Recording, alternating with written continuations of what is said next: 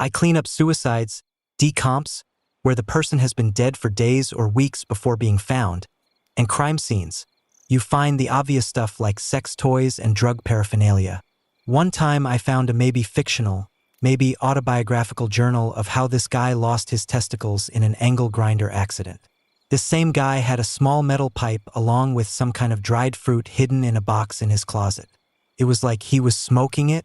I don't know. We are pretty versed in the world of drugs and we couldn't figure that stuff out. As many first responders have already pointed out, the amount of brain and skull fragments left behind is a lot bigger than what I would have imagined. They'll leave eyeballs behind.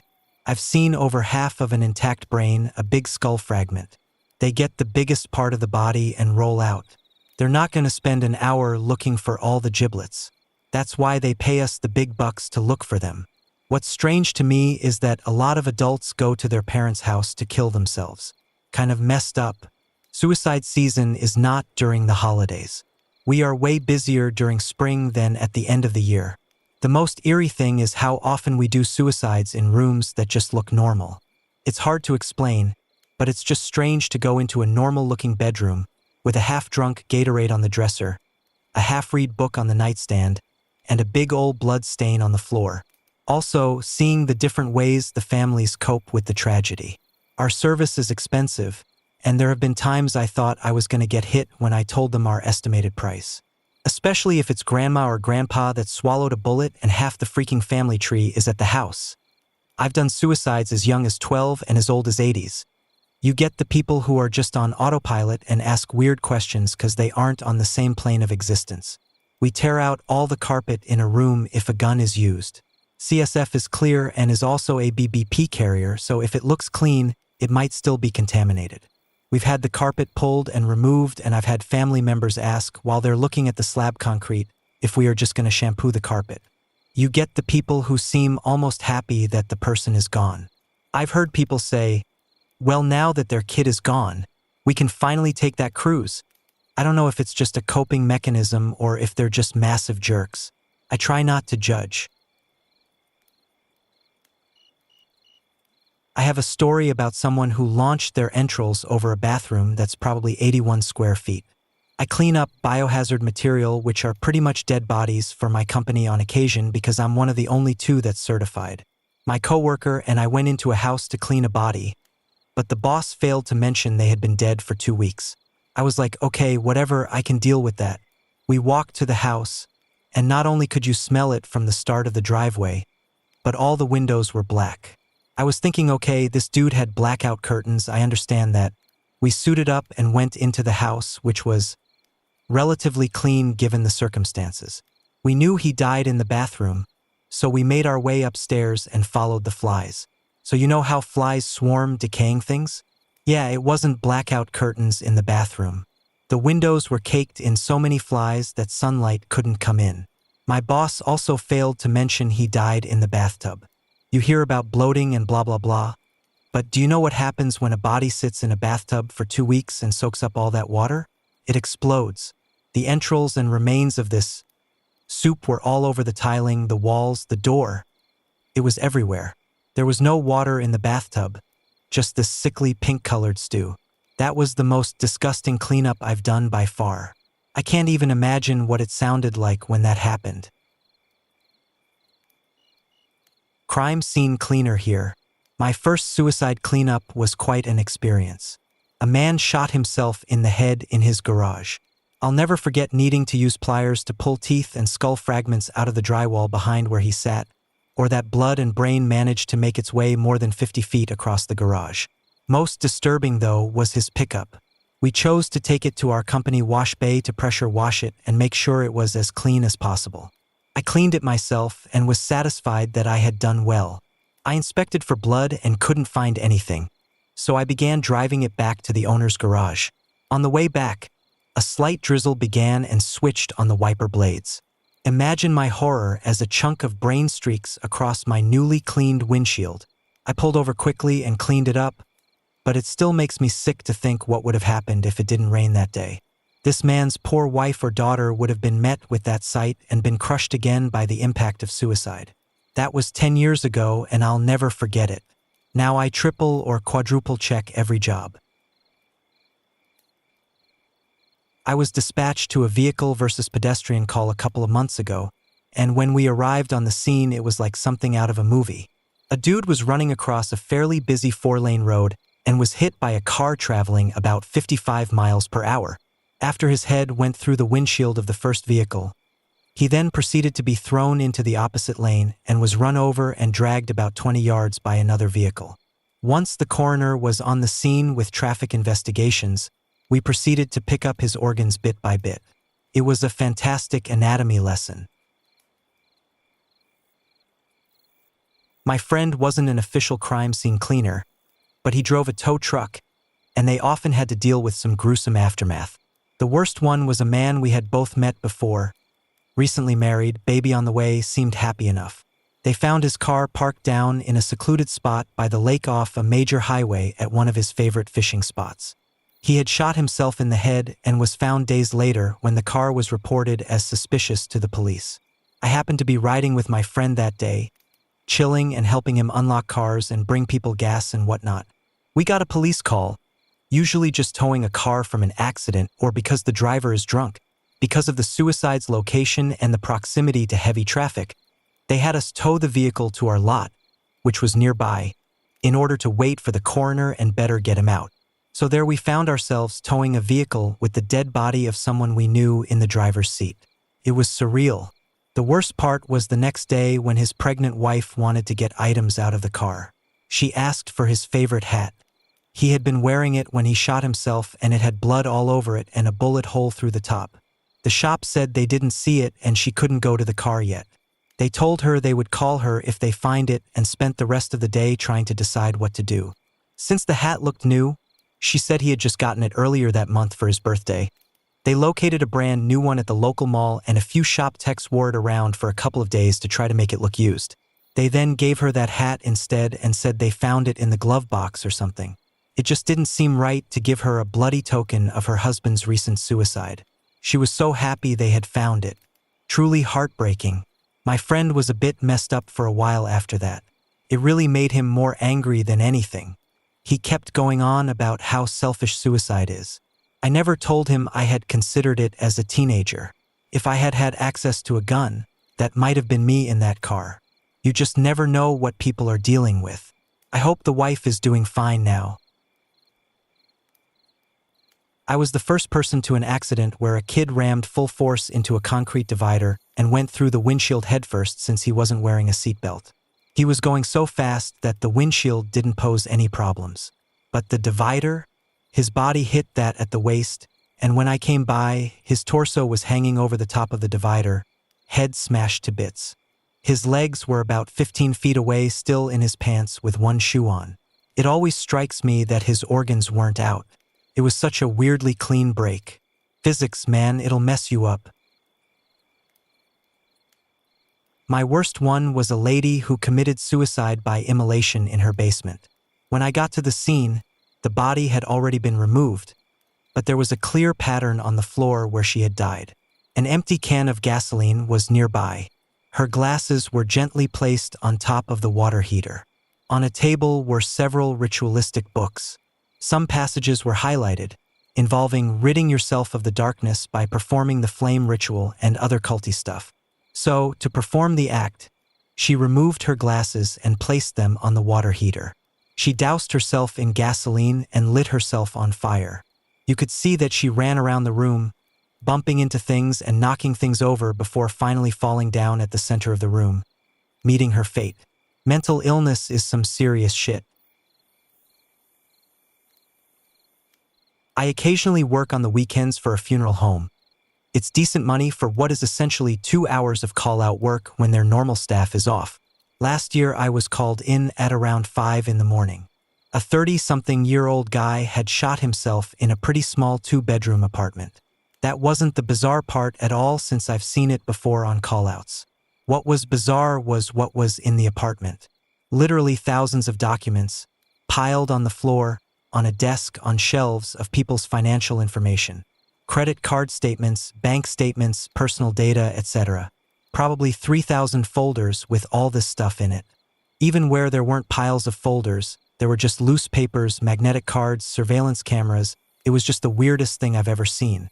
And of course, some of these documents and folders had blood and brains splattered all over them. It didn't matter to me though, since the detective on the scene had said it was fine to take the body. The police had to clear a path by collecting the papers from the route we would take from the door to the apartment to where he was. A couple of months later, it came out that the guy had over $1 million in cash and Bitcoin. Apparently, the state police were on to him.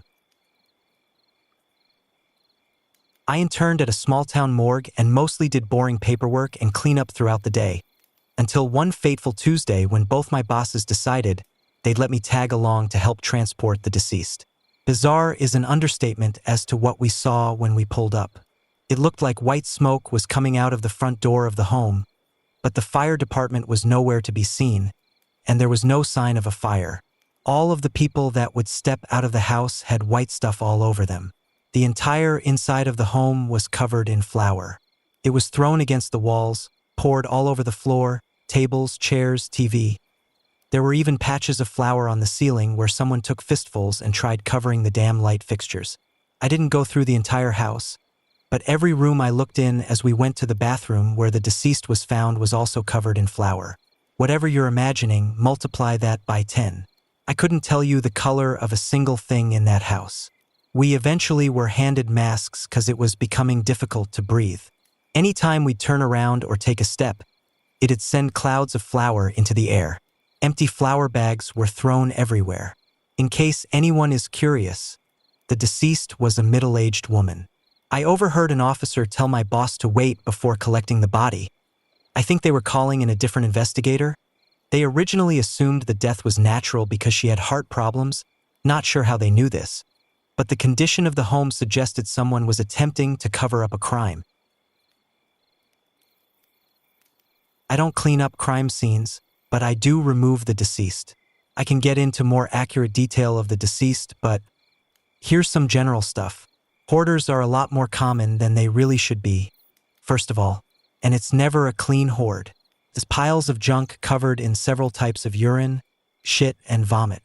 Molds I've never seen before, and probably insects that haven't even been discovered yet. I understand when the emergency services don't want to be in that kind of house longer than they have to, but I'll never forget having to ask them to help me because I couldn't distinguish what was actually the deceased and what was just piles of random shit that looked more human than the deceased did. People will warn you bodies will bloat, and touching them the wrong way will make them leak. But the image you're conjuring up doesn't even hold a light to what it can be like.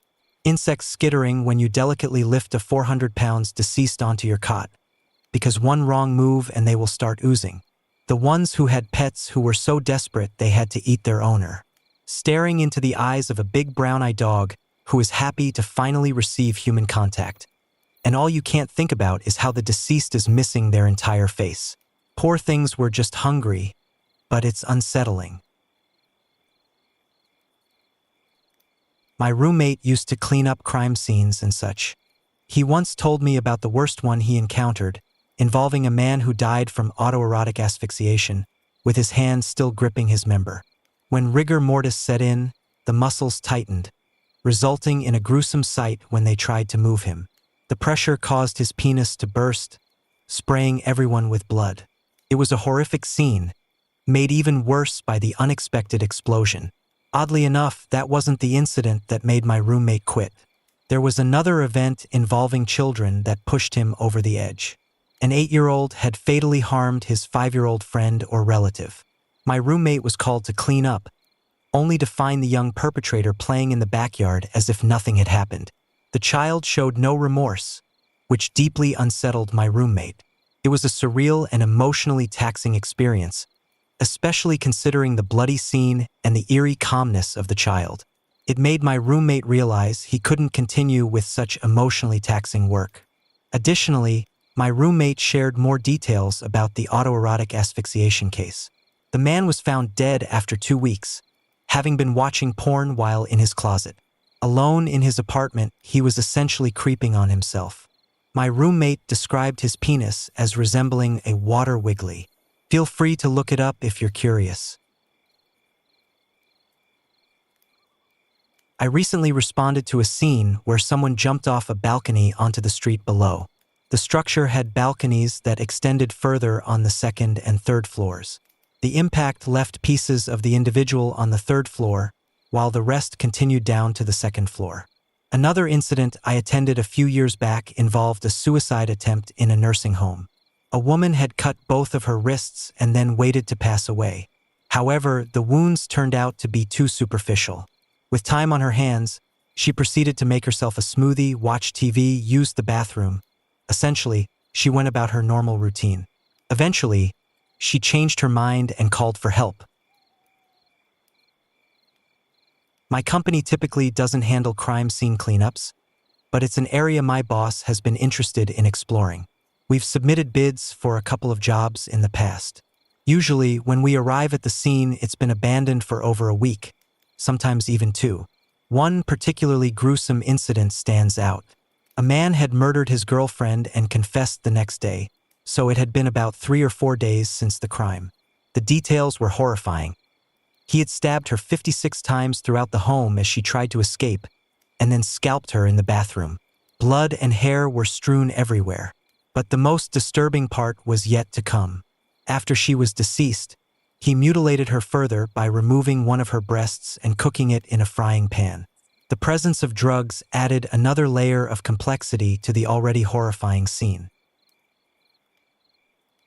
In my early 20s, I landed a job cleaning up water and fire-damaged properties through a friend's connection.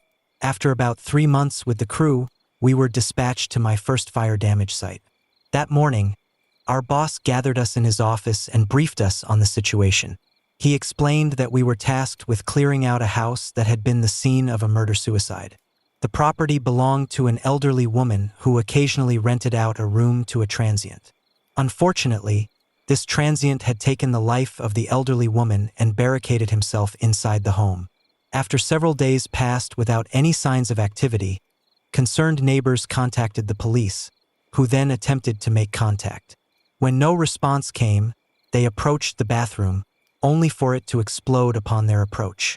It appeared the transient saw no way out and resorted to a tragic end.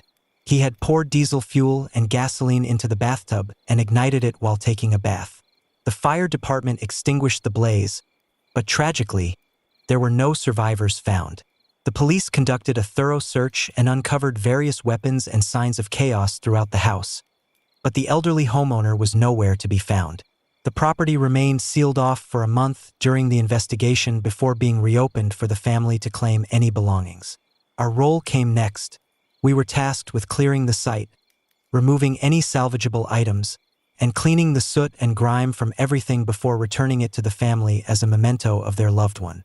Approaching the house, it looked like something out of a horror movie. The broken chain link fence barely concealed patches of grass on what was once a lawn. Despite the eerie exterior, the front porch oddly had a welcoming doormat. Upon entering, the stench hit us like a wave. It was a nauseating blend of fire, ammonia, and decay. With dust masks on and flashlights in hand, we ventured into the darkness. The living room was cluttered and dimly lit. We noticed baseball bats, axes, and crowbars strategically placed next to doorways, a grim indication of the transient's paranoia. As we attempted to move a couch, it shook violently, revealing hidden cats that bolted past us, startling us in the process. Further exploration revealed more distressing sights.